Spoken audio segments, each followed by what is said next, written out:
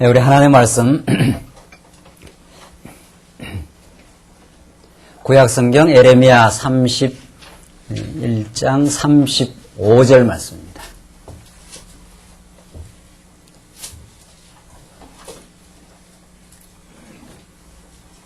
네, 우리 하나님의 말씀 예레미야서 31장 35절 말씀입니다. 이 차이신 줄 알고 봉독 드리도록 하겠습니다.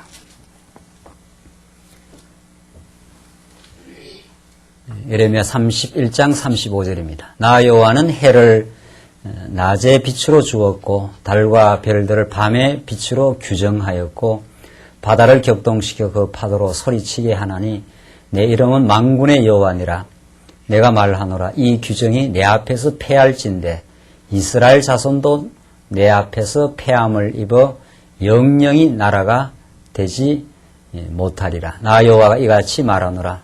위로 하늘을 청량할 수 있으며 아래로 땅의 기초를 탐지할 수 있다면 내가 이스라엘 자손에 행한 모든 일을 인하여 그들을 다 버리리라. 여호와의 말이니라. 37절까지 봉독드렸습니다. 우린 지금 예레미야 말씀 가운데 예레미야 이제 후반부에 나타난 복음 진리의 말씀을 우리가 듣고 있습니다. 예레미야 말씀을 여러 달 듣다 보면은 이 말씀이 가지고 있는 참으로 충격적이고 놀라운 그 복음의 가치를 우리가 사실은 우리가 늘 듣다 보면은 좀 둔감해질 수가 있습니다. 그러나 예레미야 말씀이 우리에게 전하는 그 복음의 가치는 우리의 그 상상을 초월하고 참으로 우리가 이 거친 세상을 살아가면서 참으로 우리가 먹어야 될 하나님의 진리의 말씀이요 양식입니다. 왜냐하면은 하나님이 우리 언약 백성을 향하시고 행하시는 그 일들은 우리의 상식적이고 일반적인 생각을 초월하기 때문입니다. 예레미야는 그런 하나님의 기이하고 놀라운 섭리를 온몸으로 경험하고 하나님께서 자기가 사랑하는 백성들을 그 사랑하는 나라를 그렇게 초토화시키고 강한 대적 바벨론의 손을 들어가지고 하나님은 남쪽 유다를 붕괴시켜가는 현장을 본 사람입니다. 그래서 눈물의 선지자라고 하기도 하고 예레미야는 곳곳에서 하나님에 대한 그 의문을 던지는 내용이 나옵니다. 왜 하나님께서 이방 대적은 저렇게 강성하게 하고 우리는 이렇게 연약하게 하십니까? 이런 그 절규와 그 질문들이 예레미야의 도처에 나와 있습니다. 그런 그 질문과 몸부림 속에 하나님께서는 예레미야에게 내가 너를 결코 버리지 않고 어떠한 경우에도 너희를 떠나가지 않고 마침내 뽑아내지만은 다시 하나님의 고토에 심기시고 마신다고 하는 참으로 놀랍고 그 광활한 하나님의 그 복된 계획과 그 계획에 입각한 언약과 언약에 입각한 그 성취의 내용을 예레미야가 우리에게 전달해 주고 있습니다. 이런 의미에서 예레미야는 절망을 거쳐본 영혼들 또 지금도 인간적 절망을 거치며 몸부림치고 있는 우리 하나님의 백성들에게는 더없이 소중한 메시지로 우리에게 다가오고야만 합니다. 우리는 지난 시간 예레미야의 가장 그 노란자이와 같은 말씀을 지금 우리 공부했는데 그것이 바로 예레미야가 앞부분에서 이스라엘 백성들이 왜 실패하고야 말았는가, 왜 그들이 무너지고야 말았는가 하는 것을 옛 언약의 성격을 들어서 이제 말하면서 이제 옛 언약과는 다른 새 언약의 하나님께서는 새 언약의 말씀을 통해서 너희를 어떤 경우에도 너희를 버리지 않고 옛 언약으로서는 너희가 도저히 하나님의 뜻을 따를 수가 없었는데 내가 새 언약의 말씀을 통해서 너희 속에다가 내 말을 두고 이제는 하나님은 알라 하지 않고 알게 해주겠다는 거죠.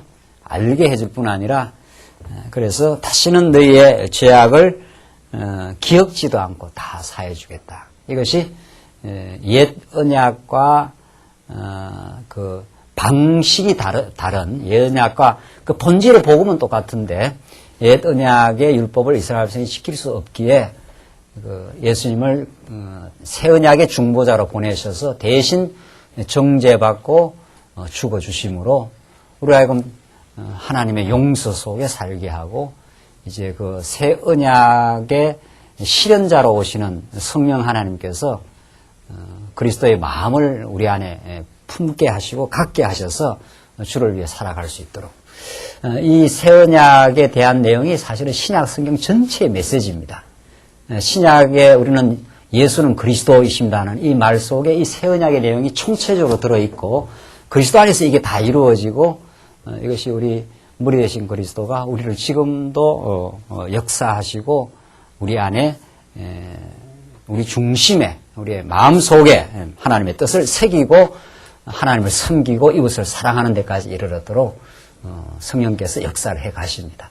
우리는 이런 지금 예레미야 지난 시간 그 내용을 우리 옛 언약과 새 언약의 내용을 명료하게 우리가 이 예레미야 말씀을 통해서 구분하고 정리를 했는데 계속해서 35절에 전개되는 35절로부터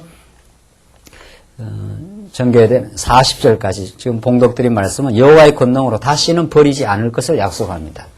자, 그러니까 옛 언약도 마찬가지지만 새 언약에서 더 명료하게 다시는 버리지 않는다 하는 것을 지금 설명해 주는데 한번 보십시오. 다시 나 여호와는 해를 낮에 빛으로 주었고 달과 별들을 밤에 빛으로 규정하였고 바다를 격동시켜 그 파도로 소리치게 하나니 내 이름은 만군의 여호와니라 내가 말하노라. 이 만군의 여호와 모든 걸 모든 것을 주관하는 여호와 하나님은 해와 달과 별을 해는 낮의 빛으로 달과 별은 밤의 빛으로 하나님께서 규정을 해놓았다.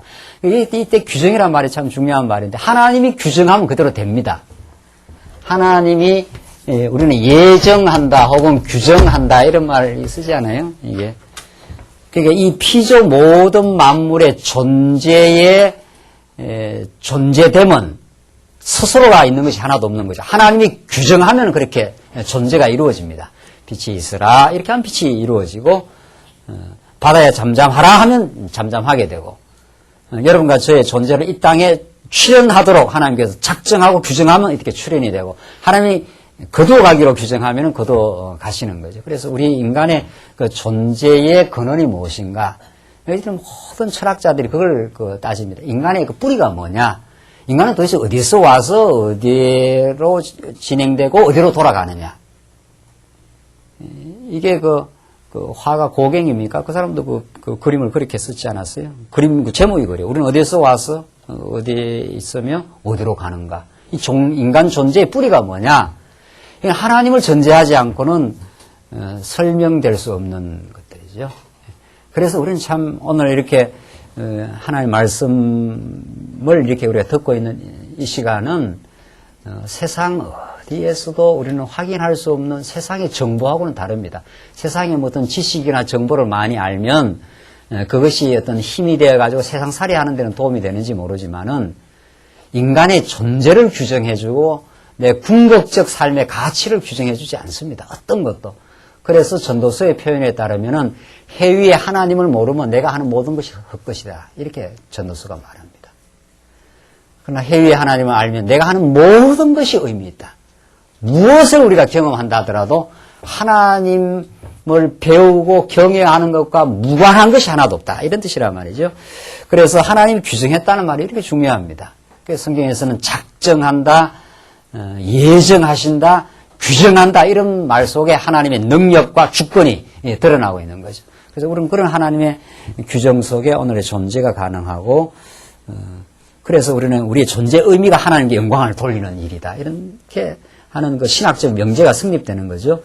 그래서 밤의 빛으로 규정하였고 바다를 격동시켜 그 파도로 소리치게 하나니 내 이름은 만군의 여호와니라 내가 말하노라. 이 규정이 이렇게 했잖아요. 이 규정이 내 앞에서 패할진대 이 규정이 무효화될진대 이스라엘 자손도 내 앞에서 패함을 입어 영영이 나라가 되지 못하리라. 이 규정은 폐해지지 않거든요. 하나님이 해와 달을 정해는 이것이 폐해질진데 이스라엘 백성들이 버려진다. 그러니까 이건 자연 법칙이란 말이죠. 해와 달을 하나님이 만들어서 지금 다 운행을 하는데 이것이 무효화되지 않는 한 이스라엘 백성들은 하나님 앞에서 버림을 안 받는다. 지금 그런 뜻입니다. 절대로 보장되어 있다. 37절 나 여호와가 이같이 말하노라 위로 하늘을 청량할 수 있으며 아래로 땅의 기초를 탐지할 수 있다면 참 이게 참 재밌는 말이에요. 이게 뭐 이소연 씨가 갖고 우주에 지금 가고 뭐 전화하고 뭐 난리가 났어요. 예. 이거 그림을 어떻게 그려야 될까요? 이소연 씨가 지금 가 있는 쯤은 어디쯤인가 아십니까? 이 그림을 이렇게 그릴 수가 없는데 여기가 지구라고 치면은 여기도 못 갔습니다. 예. 이소연 씨가 지금 우주 탐험하고 뭐 과학 실험한다는 거는 아마 이것도 밝혀내지 못합니다. 지금 과학자는. 이 우주가 얼마나 넓은지 몇 천억 빛으로 달려도 끝이 없습니다. 우리의 상상으로도 이렇게 가능하지 않습니다. 그게 하나님이 얼마나 크신지 모릅니다. 그러니까 여기서 하늘을 청량할 수 있겠는가? 우리가 여기 살고 있는데 하늘의 끝이 어딘가 청량 가능하냐? 모릅니다. 그거 천문학자들이 몇 천억 빛의 속도로 우주가 크다 그러는데 그거 다 거의 소설에 가깝습니다. 그 검증된 거 하나도 없습니다. 진짜 그렇게 얼마나 먼지를 아직 모릅니다. 아직 모릅니다. 그냥 그럴 것이다 이러는 거죠. 그러니까 얼마나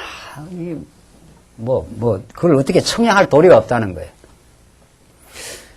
그래서 우리가 참 하나님을 안다 이랬을 때는 하나님을 경외한다는 말이 그 정말 실감나는 말입니다. 우주도 이렇게 우리가 청량할 수 없는 하나님의 그 능력과 힘으로 우주를 이렇게 움직이고 있지 않아요? 우주를. 그렇다면은 그 비행기만 타고 하늘에 올라가서 인간을 봐도 이게 인간이 뭐 성냥꽉처럼 조그만 비행기가 뜨면은 조금만 더 올라가면 사람 거의 안 보이잖아요. 그 정도인데 뭐 우주에서 지구를 보면 어떻게 했느냐는 거죠.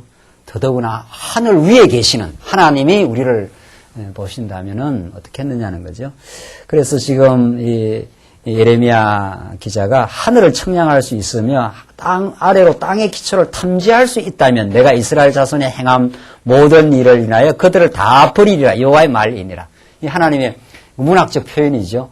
만약에 땅에 이게 얼마나 하늘이 높은지 땅의 기초가 얼마나 깊은지 이걸 만약에 인간이 알 수 있다면 하나님은 이스라엘 백성을 버렸다 할 수 있다는 거예요.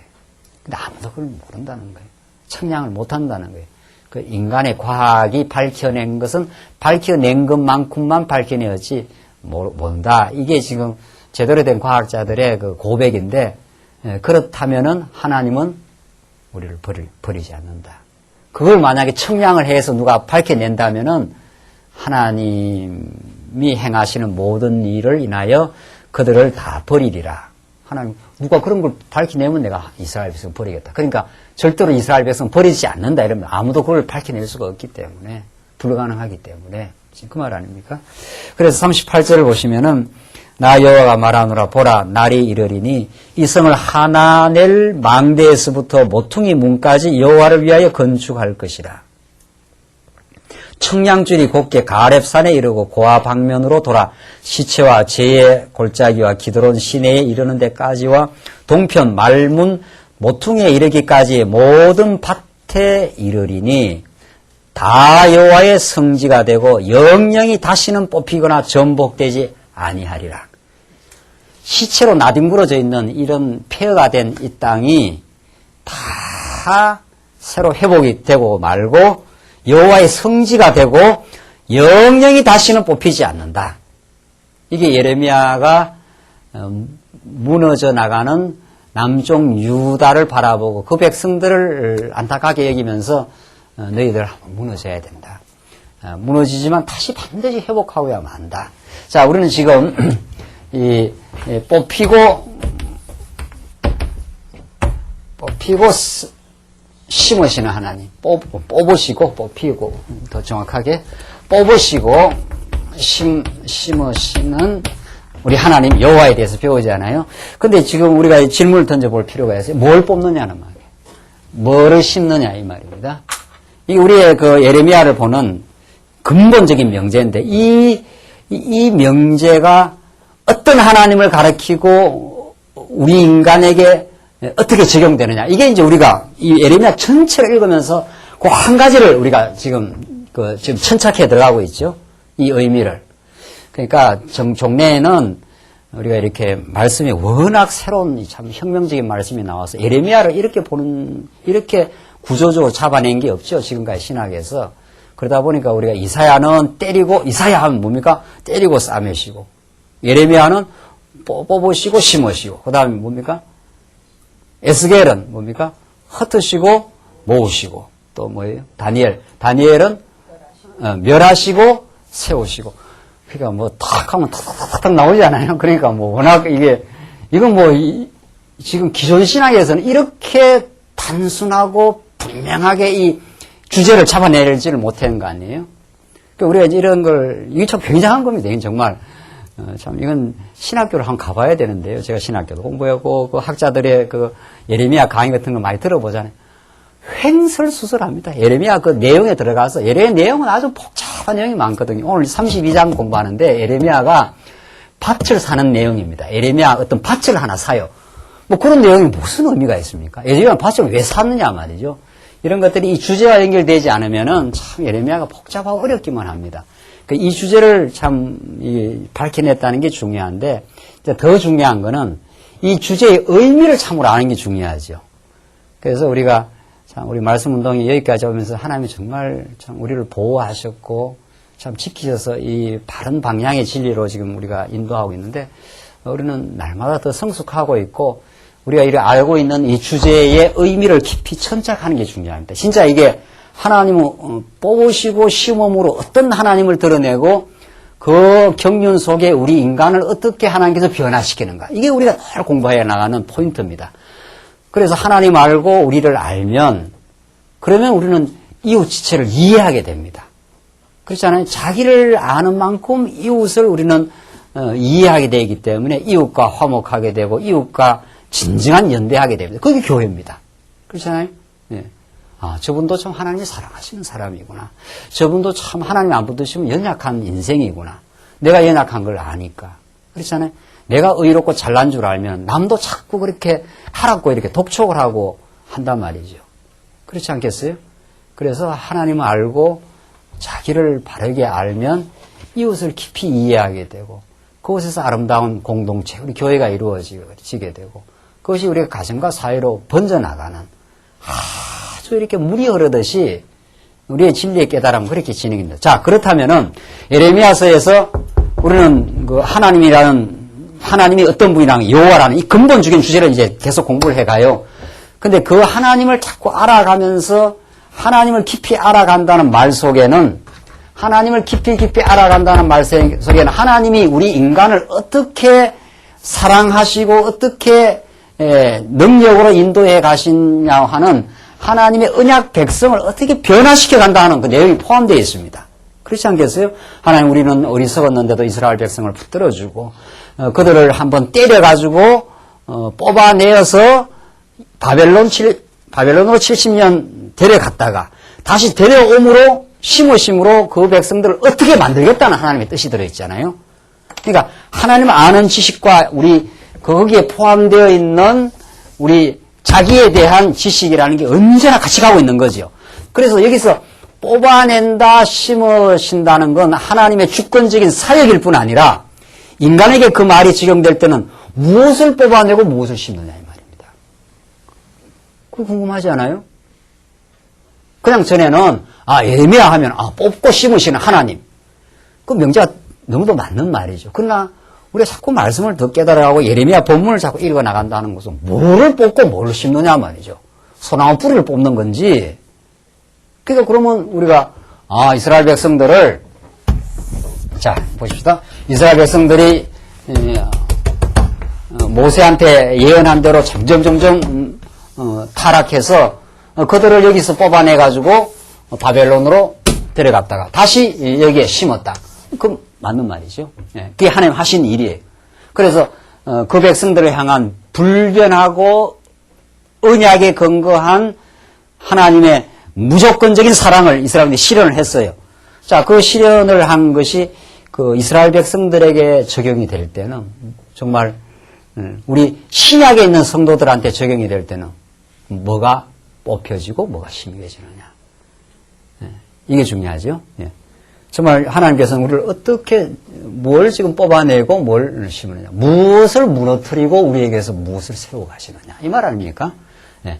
그게 전부 궁극적으로는 메시아 사건, 예수님이 십자가에 무너지시고 예수님을 부활시키는 사건이요. 예수에 지체된 우리들에게는 무엇을 하나님께서 무너뜨리고 뽑아내고 뭐를 우리가 세워가시느냐. 이걸 우리가 깊이 자꾸 지금 공부하게 되면은 예레미야 말씀이 우리가 듣지 않고는 못 배기는 말씀입니다. 정말로. 이걸 들어야 내게서 뽑아져야 될 것을 뽑아내고 내게서 세워져야 될 걸 세우시는, 심으실 걸 심어가시는 하나님의 역사가 보인다는 거예요. 그래서 예레미야 선지자들은 일반 성도라기보다 구약의 백성들이 보지 못하는 걸 보는 게 선지자입니다. 그래야 선지자지 않겠어요? 백성들은 전부 어디에 지금 빠져 있습니까? 여기에 빠져 있기 때문에 자기들이 이 빗나간 길을 가면서도 빗나갔다고 느끼질 못합니다. 이것이 빗나갔다고 빗나갔다고 지적해주는 사람이 바로 누굽니까? 그게 선지자예요. 이 선지자라는 것은 하나님의 관점을, 하나님의 뜻을 받아가지고 너희들이 지금 이렇게 빗나갔어. 이걸 지금 말해주는 거거든요. 부모가 자녀에게 해줄 수 있는 말이 뭡니까? 부모가 자녀에게 사랑도 베풀어 주지만 뭐도 지적을 해줍니까? 그러면 안 돼. 빗나갔잖아. 부모가 아니면 그거 뭐 빗나가든 말든 놔두는 거예요. 직접적인 관심이 없으니까. 그 부모는 그렇게 하면 빗나가는 거야. 이게 바른 길이야. 이렇게 부모는 그걸 이야기해 주는 거 아니에요? 그러니까 우리 선지자의 음성 하는 것은 그리스도의 음성이고 사랑하는 우리 하나님 아버지가 우리에게 주신 음성이에요. 선지자라는 그 대행자를 통해서 하나님의 뜻을 전달한단 말이죠. 그래서 선지자의 음성이 드러나지 않으면 이스라엘 백성이 이렇게 지금 빗나가 있거든. 빗나갔다면 하나님을 경외하지 않는다 이런 뜻입니다. 하나님을 경외하지 않는 것이 악입니다. 그게. 우리는 악하면 도둑질하는 게 자꾸 악이라 그러는데 도둑질 안 하면 선인 줄 알아요. 아니, 도둑질을 하든 안 하든 하나님을 경외 안 하면 둘 다 악이에요. 도둑질 하는 것도 악이고 도둑질 안 하고 내가 의롭게 산다 생각하는 것도 악이에요. 그 악은 행동에 달린 게 아니고 일차적으로 뭐에 달려 있습니까? 그 내면의 상태입니다. 하나님을 경외하느냐 안 하느냐. 이스라엘 백성들은 하나님 경외 안 합니다. 왜? 하나님이 만들어진 성전이나 에서 하나님 다 잊어버렸어요. 마음대로 우상 가서 섬기고 말이죠. 이방 여자도 지멋대로 데려오고서 다 우상 다 섬겼지 않았어요? 산당 제사들이죠. 뭐. 그러니까 자기가 빗나갔는데 이 빗나가는 이쯤 있으면 자기가 잘 나가는 줄 압니다. 이 놀라운 사실입니다. 이런 놀라운 사실을 아십니까? 자기가 지금 빗나가고 있는데 어떤 부산으로 가야 된단 말이죠. 부산으로 고속도로 타는데 제가 오늘 아침에도 그랬어요. 제가 애를 차 태워주고 이렇게 오다가 뭐 이 길을 썩 잘못 들었어요. 근데 이게 뭐 내가 잘못 들은지 안 건지 뭐 할 게 뭐예요. 오다가 뭐 오는 길은 아무 데나 지금 수원에서 막 오는 길이니까. 그 한참 가야 이게 이게 잘못 가는구나 이렇게. 그쪽 이게 빛나 여기 있는 사람은 알아요. 여기 있는 사람 여기 있는 사람 이거 뭐가 잘못 간다는. 이쪽 와버리면은 모릅니다. 자기가 지금 부산이 아니고 엉뚱한 지금 광주로 가고 있어도 길이 똑바르게 보이거든요. 여기서 봐야 여기서 꺾였다는 걸 알지. 이쯤 벌써 내려가면은 이 광주 가는 길인데 여기는 지금 부산 이쪽으로 가야 될 거 아니에요. 광주로 열심히 가면서도 잘 간다고 생각해요. 이게 환장한다는 거예요. 이게. 그걸 할 길이 없습니다. 누가 지적 안 해주면 선지자가 다시 하는 메시아 대신 그리스도. 그 메시아는 참 뭐라고 오십니까? 선지자로. 이게 마태복음 처음에 그 왕이나 제사장보다도 먼저 밝혀요. 선지직을. 그 순수가 항상 성경에는 순수가 중요하다고 그랬죠. 우리가 성경을 전에는 워낙 대꼬복고로 이렇게 저렇게 아무데나 띠갖고 성경을 공부하다 보니까 이 성경 보통 살아갈 때는 우리 보통 사람 머리가 이렇게 다 논리적이거든요. 밥할 때는 팔을 먼저 넣고 두부를 넣고 뭐 이런 거 이거 다 이게 순서가 있더라고요. 이게 그 주부가 제가 요새 한 번씩 이렇게 요리에 관심이 있어요. 제가 그거 괜찮더라고요. 남자도 뭐 한 번씩 해보는 것도 그 순서가 다 있어요. 그거 우리 주부들 요리 잘하는 주부들은 쫙 순서가 있단 말이죠. 이게 뒤에 들어가야 돼. 이렇게 앞에 넣으면 이렇게 뒤죽박죽 돼서 아무것도 안 돼요. 밥이 아니라 반찬. 아니, 보통 생활할 때는 그렇게 논리적이고 머리가, 하나님 인간 머리는 자연스럽게 흐름과 논리가 있습니다. 세상 사는 건 다 질서가 있기 마련이에요. 모든 일이. 생활은 그렇게 하면 성경 배우면 머리가 어떻게 돼요? 마태복음 5장 했다가 다음 주는 어디로 가버리니까? 출애굽기로 가버리니까. 마태복음에서 출애굽기로. 이게 머리가 뒤죽박죽 돼서. 성경 볼 때는 그렇게 평소에는 질서 있고 이렇게 논리적이고 이런 사람도 성경 볼 때는 다 뒤죽박죽 돼버려요. 그렇습니까? 안 그랬습니까? 전에? 여러분들은 모르겠어요. 워낙 좋은 교회를 다녔으면 모르겠는데 저는 여기 왔다가 저기 왔다가 지금 이 말씀 운동을 접하기 전에 말이죠. 안 됩니다. 그러니까 천년 만년을 다녀보십시오. 이게 질서가 서는가?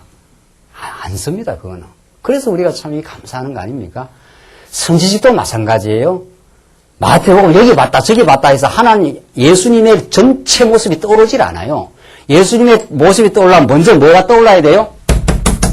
마태복음 처음에 선지식이 떠올라야 돼요. 왕직이 먼저 툭 튀어나오는 게 아닙니다. 선지식이 나와야 하나님의 뜻이 이렇다라는 게 예수님이 먼저 보여줘요.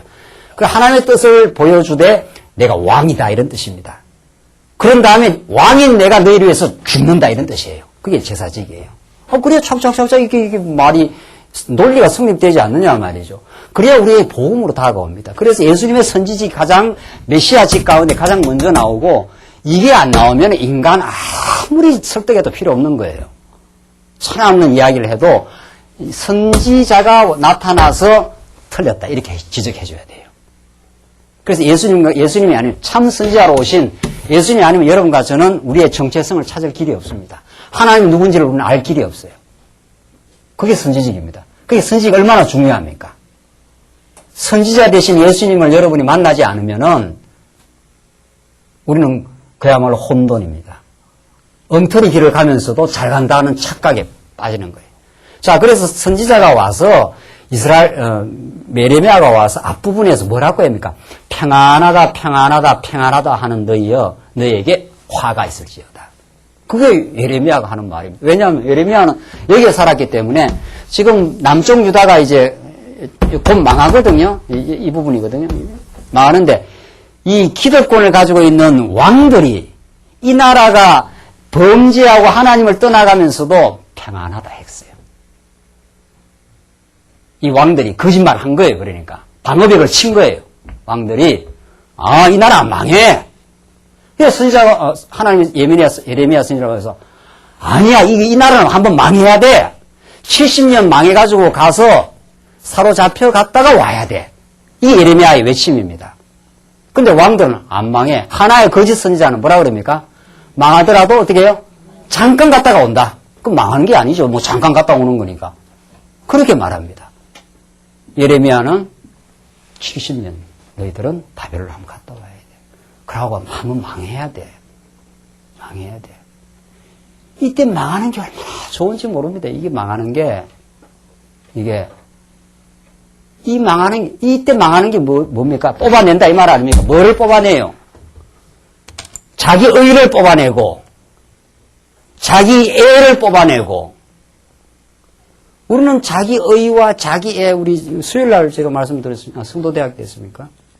인간은 예수를 떠나면 자기 의와 자기 애로 가득 차 있습니다.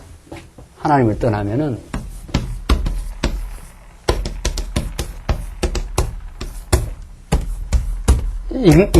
인간을 규정하라 하면은 자기 애와 자기 요 두 가지로 인간이 꽉 차 있습니다. 하나님을 떠나면 자기를 사랑하고 자기의 의로움을 강조합니다. 예수를 만나면은 자기 애가 아니라 하나님을 사랑하게 되고 하나님 사랑을 통해서 내가 얼마나 복된 인생을 알면은 나를 이렇게 사랑하려고 하는 그 집착에서 벗어난단 말이죠. 예수를 만나면 자기 의가 아니라 나는 죄인이었습니다. 그러나 하나님이 나를 의롭다 하셨습니다. 예수의 의로 우리가 그러니까 하나님 우리를 뽑아내고 우리를 무너뜨리는 것은 우리를 진멸하고 괴롭히는 게 아닙니다. 우리 안에서 빠져나가야 되는 뽑으시고 했지 않았어요. 뭘 뽑아내요? 이 두 가지 때문에 인간이 괴로운 겁니다. 여러분과 제가 모든 염려와 괴로움의 그 뿌리를 파고 들어가면 딱 이 두 가지에 걸립니다. 그렇게 했죠? 자기를 막 사랑해서 자기 애에 사로잡힌 사람은 남들이 다 자기를 위해야 되는 줄 알아요. 근데 남들이 자기를 그렇게 위해 주나요? 위해 줄 때도 있죠. 안 해줄 때도 있잖아. 안 해주면 원망하고. 자기가 예수 안에서 없어고 하나님의 무한한 사랑으로 감동을 받아버리면 뭐 이것이 좀 뭐 섭섭하게 하든 안 하든 그게 그렇게 문제가 안 된단 말이죠. 그래서 지금 예레미야 선지자는 평안하다 하는 지금 이 당대 잘못된 그 왕들을 고발하고 들어가는 거예요. 아니야, 망해 지금. 왜 너희들은 안 망한다 그러냐 말이야. 한번 무너져야 되지 않아. 그것이 우리 예수를 통해서 우리 안에 적용이 되면은 이게 무너져야 되잖아. 이게 뽑혀 나가야 될 거 아니에요. 이걸 뽑으려면 우리의 삶의 연단도 필요하고 우리 뜻대로 어떤 일이 안 되기도 하고 내가 어떤 원치 않는 어려움도 겪고 그래야 내가 의롭다고 생각했던 자기 의가 한번 실수도 하고 다윗이 밧세바를 범하고 실수하고 나서 하나님이 완전히 무너지잖아요. 주의 의로 나를 덧입히 달라고 시편 51편에서 말하지 않아요? 우리가 실수도 하고 하는 것은 내가 하나님께서 의롭다고 자꾸 자고하면 하나님께서 실수하는 가운데 집어넣어 버린다는 거 아니에요. 하나님께서 정말. 그래서 다윗이 바닥을 한번 치고 나서 하나님에게 전폭 매달립니다. 그게 시편 51편이에요. 시편에서 내게 정직한 영을 창조하시고 나를 새롭게 하시옵소서. 이 많은 허물과 죄악을 다 용서해 주시고 주의 의를 높이 찬양하게 하시옵소서. 그게 시편 51편이에요. 하나님 나를 새롭게 하시면 내가 이제 범죄자들에게 하나님을 가리키겠습니다. 이 놀라운 말씀입니다. 51편.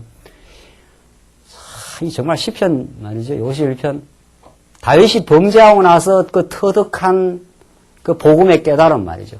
그 새롭게 회복되고 나면은 그렇게 해서 자기가 회복되고 나면 옆에 있는 범죄자들 하나님을 떠난 사람을 내가 주께로 인도하겠다 그래요. 그 51편에 말이죠. 굉장한 말씀이죠. 그 정말. 하나님 여러분과 제가 실수를 경험하지만은 그 실수 때문에 예수를 붙들고 그래서 감격하고 새로운 회복이 일어나면은 여러분 주위에 우리 주변에 실수하고 몸부림치는 영혼들을 주께로 어떻게 해요? 인도를 할 수가 있는 겁니다. 그러니까 여러분은 지금 어떤 삶 속에서 몸부림치는 세월이 있다면은 너무 그걸로 괴로워할 필요 없단 말이에요. 이 복음을 깨달으면. 괴롭긴 괴롭지요. 그러나 그것이 하나님을 가장 뜨겁게 만나는 자리요. 내 자기 의를 뽑아내는 하나님의 뽑으시는. 한번 무너뜨리는 작업이니까. 내 의를 뽑아내는 작업이요. 그래서 내가 주 앞에 새롭게 서게 될 때 우리 주변의 영혼들을 시편의 표현들 시편 한번 보고 지나갑시다. 시편 51편. 이건 한번 보고 지나갑시다.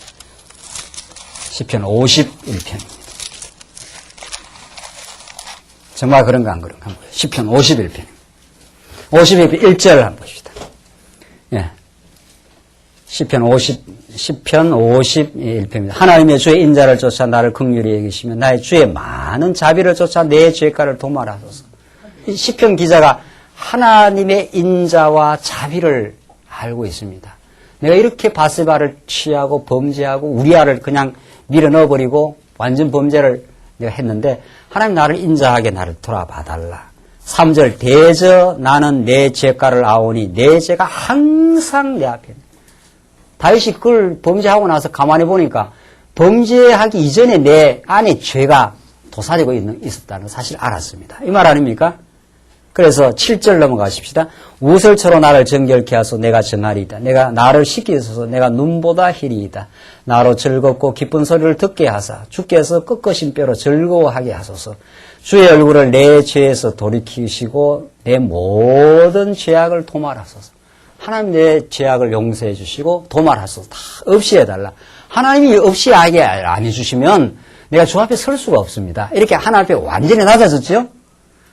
우리의 실수는 하나님 앞에 우리를 낮추시는, 우리의 의를 뽑아내시는 하나님의 계획된 사랑의 섭리죠. 지금 다윗이 이제 무너지고 나서 낮아지고 지금 하나님만 전치 의지했지 않았어요. 그리고 10절을 보십시다. 뭘 이제 간구합니까? 하나님의 내 속에 뭐라 그럽니까?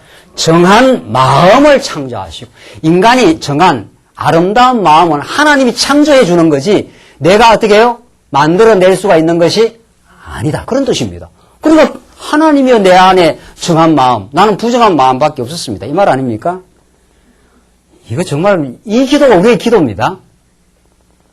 내 안에 정직한 영을 어떻게 해요? 새롭게 하소서. 나를 주 앞에서 쫓아내지 마시며 주의 성신을 내게서 거두지 마소서. 주의 구원의 즐거움을 내게 회복시키시고 자원하는 심령을 주사 나를 붙드소서. 다윗이 막 그 바세와 봄하고 많이 괴로워했었거든요. 그러다가 하나님께 이제 메어 달리고 하나님 정한 마음을 창조해 주시고 나를 회복시켜 달라 했지 않아요?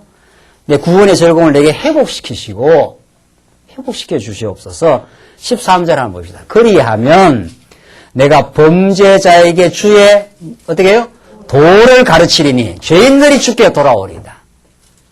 자, 여러분이 만약 여러분이 주의 일을 하신다면은 직분을 가지고 또 뭐 지금 구체적인 직분은 없더라도 뭐 우린 다 하나님의 성도들이 하나님의 일을 하는 거니까 어떤 과정을 통해서 하나님의 거룩한 사업에 동참시키느냐 말이죠.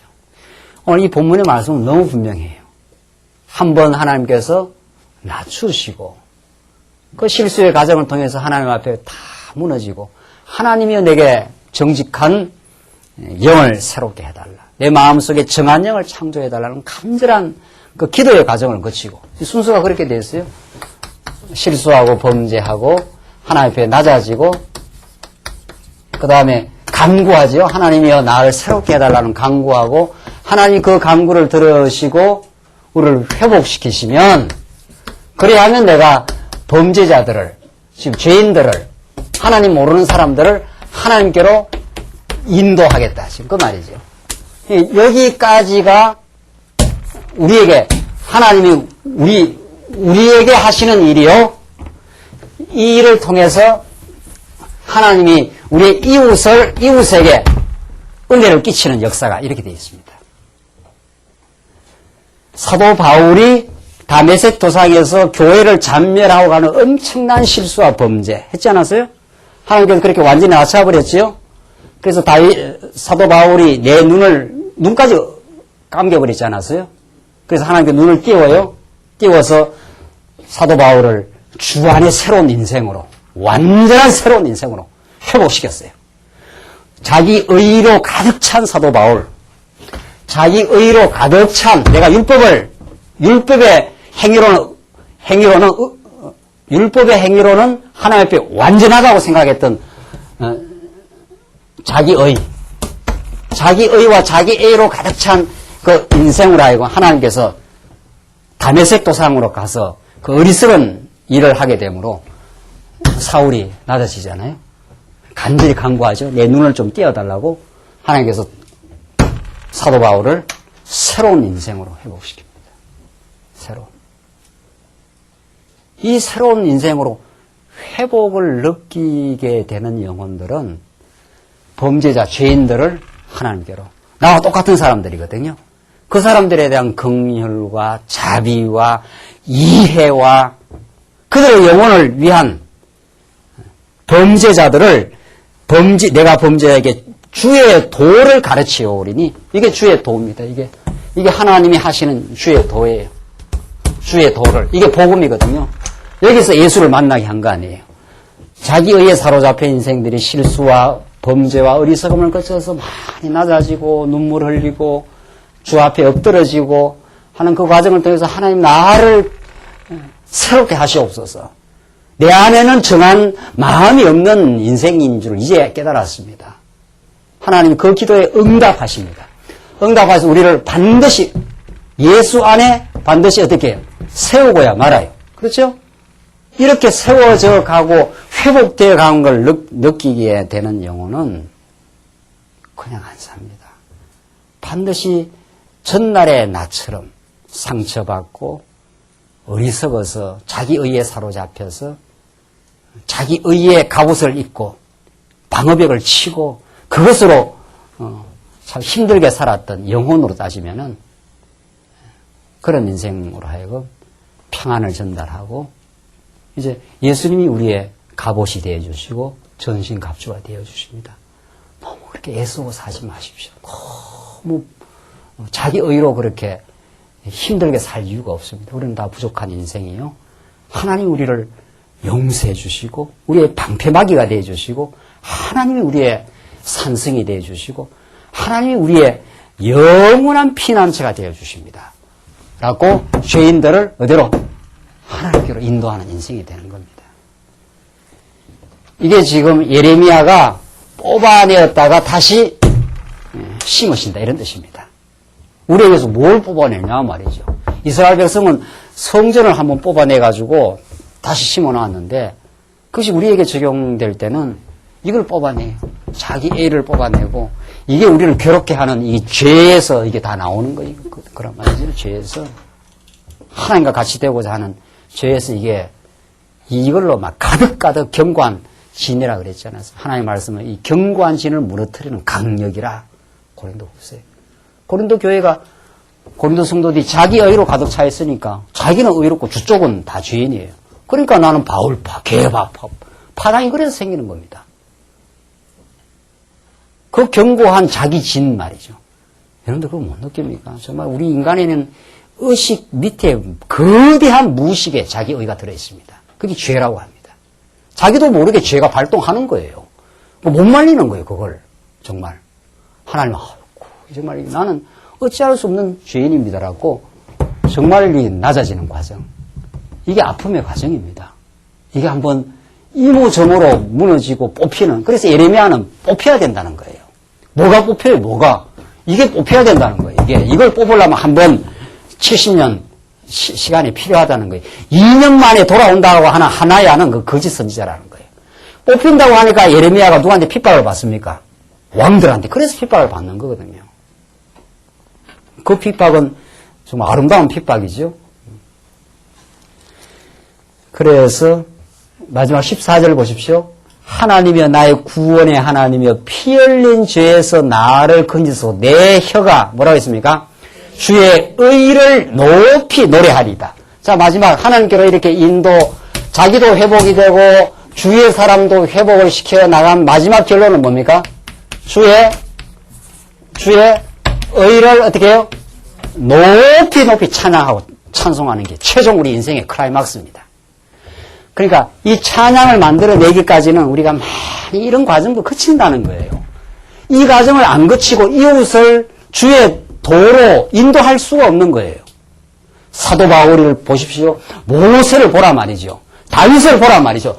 한 번씩 이렇게 모세가 40년 동안 광야에서 처가살이 하면서 완전히 무너졌지 않았어요? 인생 뭐 볼 것 없는 거지요. 우리가 그걸 이제 싫어해요. 여러분이 지금 무너지고 있다면은, 여러분이 정말 삶 속에서 몸부림치는 세월이 지금 있다면은, 정말 그건 괴롭고, 이 터널을 어디까지 가야 되느냐, 이 긴 터널을, 그 세월이 있다면, 그걸 이제 믿음으로 이제 받기 시작합니다. 이 말씀을 받아들이게 되면. 이 말씀이 아니면 그걸 우리 인생을 해석할 길이 없어요. 왜 나는 이렇게 기냐 말이지. 그래서 모든 예레미야 선지자들이 how long 영어로 말하면 얼마나 이 길어야 됩니까? 이 터널이. 그러니까 인간이 견디기는 힘든 거거든요. 모든 선지자들이 그래요. 얼마나 이게 이 과정을 길게 가야 됩니까? 하나님은 내가 볼 때 너한테 가장 합당한 시간까지 간다. 이 말이에요. 내가 볼 때는. 우리가 볼 때는 막 이게 너무 길어서 몸부림치지만 하나님 보실 때는 하나님과 나와의 그 싸움이 거기서 일어나는 거죠. 하나님 좀 빨리 끝내십시오. 하나님 안 되겠다 이런 거예요. 그 기도를 해요. 기도를 하면은 하나님 지금쯤 이제 끝내도 안 됩니까? 이러면 하나님이 답을 해줘요. 조금 더 가야 된다. 뭐 이런 거. 저 어제 기도하니까 그래 답이 나와요. 제가 지금 이걸 계속 가야 됩니까? 이러면 하나님 너 조금 더 가야 돼. 이러시더라고요. 하나님께서. 계시 받았나 그러지 마시고 제가 이 말씀을 깨달으면 그 말씀 속에 그 말이 나와요. 틀림없어요. 뭐 목사 찾아올 것도 없고 옆에 사람 권사님한테 물을 것도 없어. 묻기야 물어야 되겠지만은 근본적으로 누구한테 물어야 돼요? 하나님께 물으세요. 하나님이 예레미야로 답을 해줘요. 가짜들은 말이지 2년 만에 끝나. 하나님. 예레미야는 몇 년? 70년 가야 돼. 아이 푹 죽었습니다. 사는 거예요. 그냥 사는 거지. 또 돈도 있나요? 별. 뭐 피할 길도 없어요. 그 속에서 깨달음을 얻고 인내를 키우고 야고보서의 말씀대로 말하면은 시련이 왔을 때 오히려 온전히 기쁘게 여기라. 그 예레미야 참 야고보서의 말씀을 참 인간적으로는 받기 어려워요. 시련이 왔는데 온전히 기쁘게 여기라 이럽니다. 왜냐하면 그 이유를 또 밝혀주지요. 너희 믿음을 온전하게 구비하여 부족함이 없게 만들려고 하신다. 이 말씀을 우리가 받는 게 중요해요. 이 말씀을 깨달아야 우리가 견뎌내요. 하나님이 터널이 길어도 좋습니다. 당신의 작정한 데까지 갑니다 말이죠. 그걸 견디는 힘이 믿음이라고 합니다. 그걸 못 견디고 힘들어하고 언제까지 해야 됩니까? 우리는 예레미야가 아니라서 하울롱 해봐야 필요 없어요. 뭐 언제까지 가야 됩니까? 하면 또 하기야 또 우리가 뭐 힘들 때는 그래 해야 되겠죠. 언제까지 가야 됩니까? 얼마나 깁니까? 이 말이거든요. 그럼 하나님께서 너한테 꼭 필요한 시간이다. 이렇게 달이 떨어집니다. 이 강구를 하면은 우리가 낮아질 때 힘든 거 아니에요. 하나님께 강구하면은 하나님 음성으로 답해 줍니다. 이 말씀을 통해서 나는 실수 안 했어. 너가 꼭 이걸 겪어야 되기 때문에 이 아픔의 과정을 거치고 있을 뿐이야. 조금 있으면 회복되고 조금 있으면 이제 언제인지 몰라요. 하나님이 정한 때가 되면은 어떻게 해요? 회복된다. 이걸 믿어요. 우리는 이걸 믿어요. 그 믿음은 바라는 것에 어떻게 해요? 실상이에요. 믿음이라는 게 지금 된 게 아니고 천국 반드시 오고 반드시 우리는 이 연단의 시간을 거치면 믿음으로 승리하게 하고야만 한다. 그 회복을 우리가 믿어요. 지금 당장 회복 안 됐어도 기도의 시간에도 그 바라는 것을 우리가 있어요. 바라는 것이 회복돼요. 거기를 향해서 간다. 그러면 내가 이 땅에서 회복을 거치게 되면은 이런 과정을 아직 거치지 않는 사람도 있을 거 아니에요. 이제 우리 후배들이라든가 우리 옆에 있는 사람들이라든가 그 옆에서 뭐가 잘 된다 그러면 우리가 예레미야로 또 등장해야죠. 무너질 건데 이렇게 나가야 돼요. 네. 뭐 잘 된다고 좋아하거든요. 네.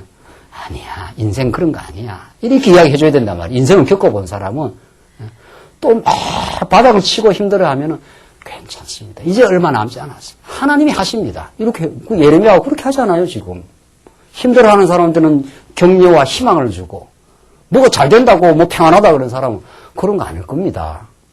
그게 잘 된 게 아닙니다. 하나님을 경외하는 게 잘 된 겁니다. 이게 예레미야의 음성이에요. 선지자의. 우리가 이 말씀을 듣지 않아요. 지금. 그러니까 뭔가 좀 평안해도 하나님을 기억하면서 우리 중심을 잡고 막 밑바닥을 쳐도 하나님 치려면 치십시오. 이렇게 되는 거죠. 네. 조금 있으면 이제 예레미야가 이제 드디어 깡다구가 나옵니다. 조금 더 나가면. 조금 더 나가면은 바닥을 치면은 죽이려면 죽이십시오. 이렇게 나가면 하나님이 살려요. 하나님 우리를 안 죽이거든요. 그게 밑바닥을 치는 자리입니다. 그러면 회복되는 겁니다. 네. 지금 우리가 살려고 할 때 하나님이 손 놔버리고 하나님 죽겠습니다. 이러면 하나님 살립니다. 그게 회복의 시간입니다. 그래서 회복은 밑바닥을 치는 시간을 거친다. 이렇게 되어 있습니다. 반드시 나의 발버둥과 나의 몸부림을 한번 손을 놓는 시간이 있습니다. 하나님 이제 뜻대로 하시옵소서. 더 가도 괜찮습니다. 이대로 죽어도 괜찮습니다. 이 말이 나오면 하나님께서 이제는 교육이 끝났어. 이제는 내가 너를 이웃을 인도하는 백성으로 만들 거야. 그리고 하나님의 주의 의를 높이 찬양하는 그 결과 이 시편 51편이에요. 시편 한 편은 완벽한 하나님의 언약 성취의 섭리를 담고 있어요. 완벽한. 그러니까 이 시편의 전제가 뭡니까? 하나님이 다윗을 언약 백성으로 마음에 합한 자로 어떻게 언약하셨다는 거 아니에요. 이 언약 백성은 이런 코스를 통해서 마지막 하나님의 주의 의를 노래 부르는 여기다 꼭 써드려야 되죠. 그래야 눈에다 확 집어넣어가지고 다시는 안 잊어버려야 되니까. 우리가 언약 성취하는 거는 이런 뜻입니다. 이런 뜻. 이게 51편에 전개되는 말씀이에요. 이게 언약 백성 다윗을 한번 작정해놓고 이런 코스를 거쳐가면서 끝끝내 다윗의 입에서 주의 의를 찬양하는 인생 만들어 가시려고 이 몸부림의 세월도 필요하고 다윗이 범죄하고 몸부림치고 말이죠. 나단 선지자가 나타나서 다윗을 책망을 하고 그때부터 말이죠. 다윗이 거꾸로지고 거기서 가정에 어려움이 생기고 말이죠. 그것이 길게 가면서 다윗이 몸부림치는 세월이 있고 그리고 하나님이 다윗을 다시 세워주지 않아요? 다시. 반드시 있는 겁니다. 이걸 믿는 겁니다. 성도님들, 이 하나님의 약속을 믿는 거예요. 그걸 믿고 사는 겁니다, 우리가. 우리 예레미야라서 이제 가서 정리를 해 가십시다. 자, 오늘 우리 참 시편 51편의 말씀이 예레미야 시편은 다윗의 51편 다윗의 전 생애를 지금 가르쳐 주고 예레미야는 이스라엘 백성 전체를 지금 섭리해 가는 거죠. 그래서 우리 조금 이제 더 정리하고 이제 마칠 건데 32장 넘어가시면은 32장 전체 내용이 뭔가 하면은 하나님께서 예레미야한테 밭을 사라고 합니다. 밭을 사라고 합니다. 이 토지를 사라고 합니다. 그러니까 예레미야가 의아한 거죠. 왜 그렇습니까? 네. 이거 지금 뭐 한다는 겁니까? 하나님께서 지금 이 나라를 어떻게 하겠다는 거예요? 다 무너뜨려 갖고 다 어디로 데려가겠다는 거예요? 예? 바벨론으로 다 데려가겠다는 거 아닙니까? 그런데 엉뚱하게 하나님은 예레미야한테 땅을 사라 이런 뜻입니다. 밭을. 그러니까 예레미야가 그게 이렇게 납득이 처음에는 되겠습니까? 다 무너져버리고 뭐 다 나라가 붕괴돼 버리는데 밭을 요즘으로 말하면은 뭐라고 해야 됩니까? 뭐 북한이 쳐들어가고 우리를 다 적화 통일해버리는데 뭐 밭은 뭐 부동산은 사놓으면 뭐하냐 이런 식입니다. 쉽게 말하면은. 그럴 건데, 막 그렇다면은 그 예레미야가 그게 이제 납득이 안 가는 거죠. 그러니까 하나님이 하시는 일은 처음에는 우리가 납득이 잘 안 갑니다. 그 어떤 사람은 그래. 이 말씀 전가하면 내가 전에부터 다 알고 있는 말씀이 이래요. 그 사람은 하나님이나 되는가 보다. 이건 우리가 배워야 알지. 안 배우는 이 말씀 모릅니다. 여러분이나 저나. 하나님이 하시는 일은 처음에는 뭐가 잘 납득이 안 갑니다. 한참 여기서 납득 가겠습니까? 이게 지금 다윗이 이쯤에 와서는 납득 안 갑니다. 안 가니까 예레미야가 왜 하나님 이렇게 길게 하십니까? 왜 저 이방 대적은 저렇게 강합니까? 이렇게 질문을 하잖아요. 납득이 안 가니까.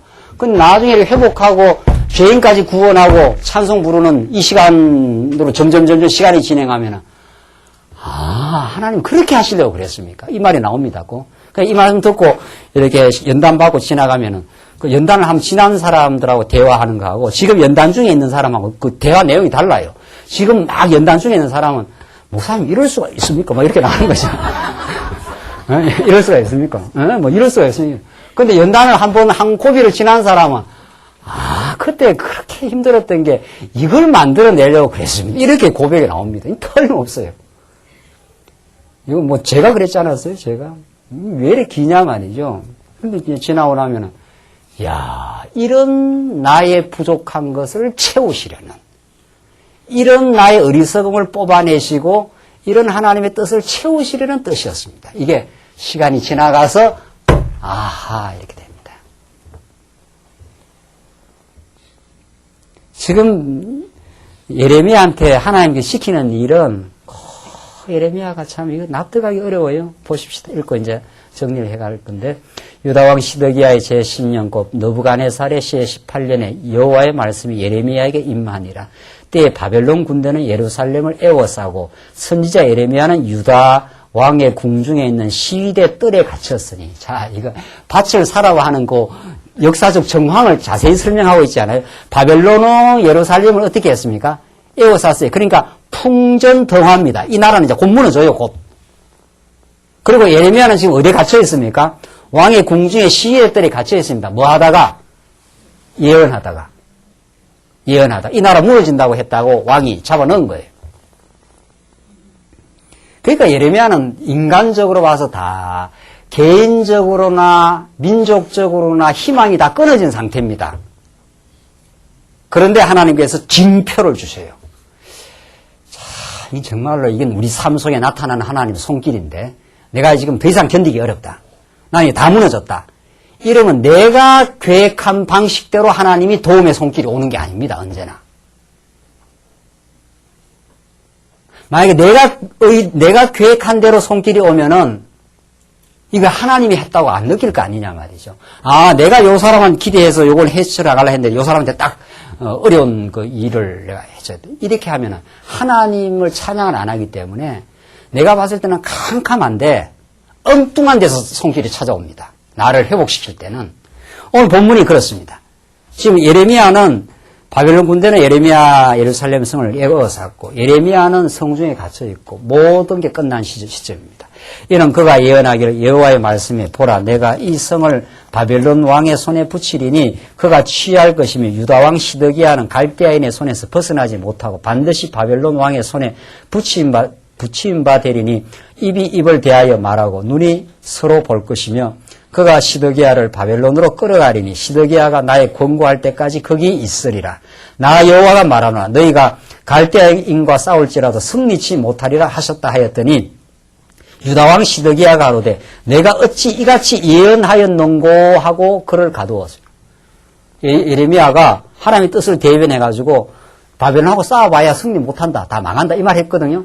그러니까 시드기야가 예레미야를 그런 불길한 예언을 했다고 해서 지금 가다 놓은 거죠. 그래서 6절 예레미야 가로되 여호와의 말씀이 내게 임하였느니라 이르시기를 보라 내 숙부 살롬의 아들 하나넬이 내게 와서 말하기를 너는 아나돗에 있는 내 밭을 사라 이 기업을 물을 권리가 내게 있느니라 하니라 하시더니 엉뚱하게 지금 밭에 지금 감옥에 갇힌 사람한테 밭을 사라는 거예요. 밭을 이 땅에 있는 여기에 지금 숙부 하나넬입니까? 여기는 밭을 사라는 거예요. 지금 예레미야한테. 이게 다 납득이 안 되는 거죠.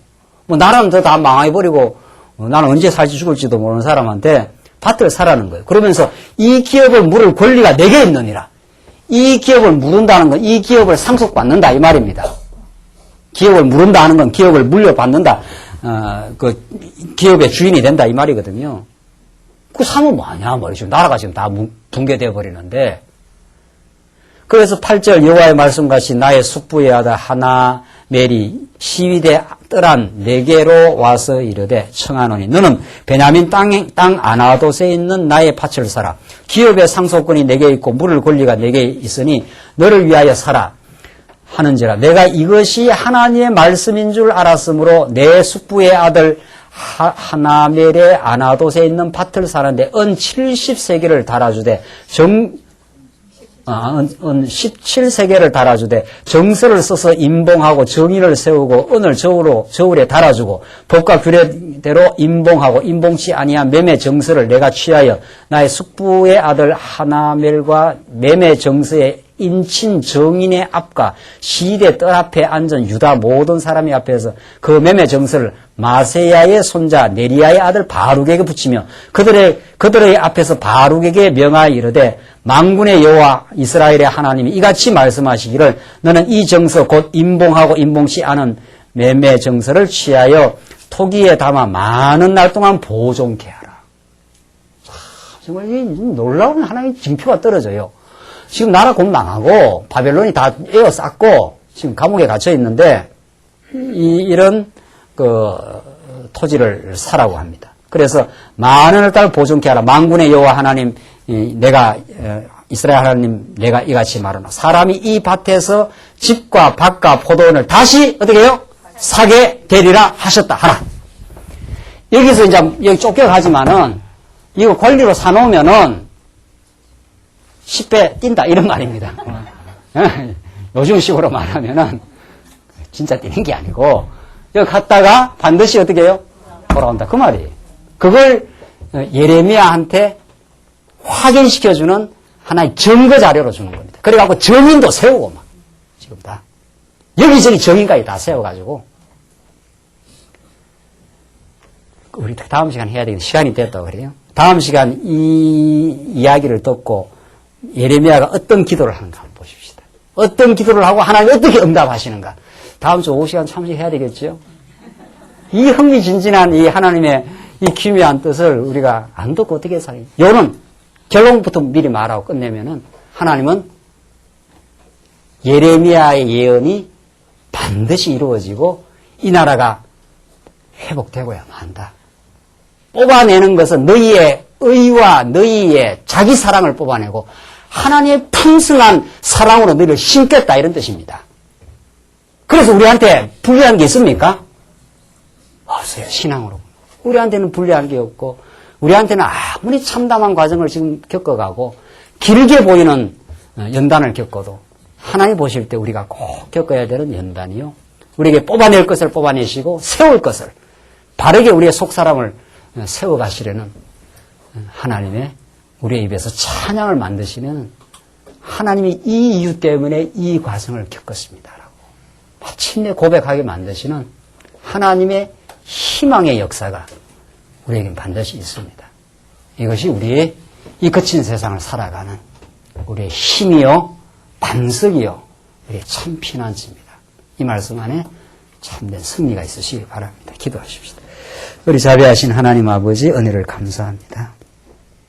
예레미야 말씀 통해서 우리의 무너뜨리고 세우시는 뽑아내시고 심으시는 이 역사가 우리 예수님에게 온전히 이루어져 우리의 모든 죄악의 짐을 걸머지시고 무너지심으로 십자가에서 무너지심으로 피 흘려 주심으로 우리 안에 이제 참으로 세워져야 될 하나님을 경외하고 하나님을 의지하는 참 신앙을 우리 세워가시는 하나님의 사랑을 참으로 감사합니다. 우리 말씀이 절망을 그쳐가는 우리 영혼들이 있다면 참 소망의 메시지로 다가오게 하시고 연단 중에 있는 성도들에게는 참으로 그 연단이 무의미한 연단이 아니라 우리를 복된 신앙의 삶으로 이끌어가시는 하나님의 선한 뜻임을 기억하게 하셔서 참으로 승리 생활할 수 있게 하시옵소서. 예수님 이름으로 기도하옵나이다. 아멘.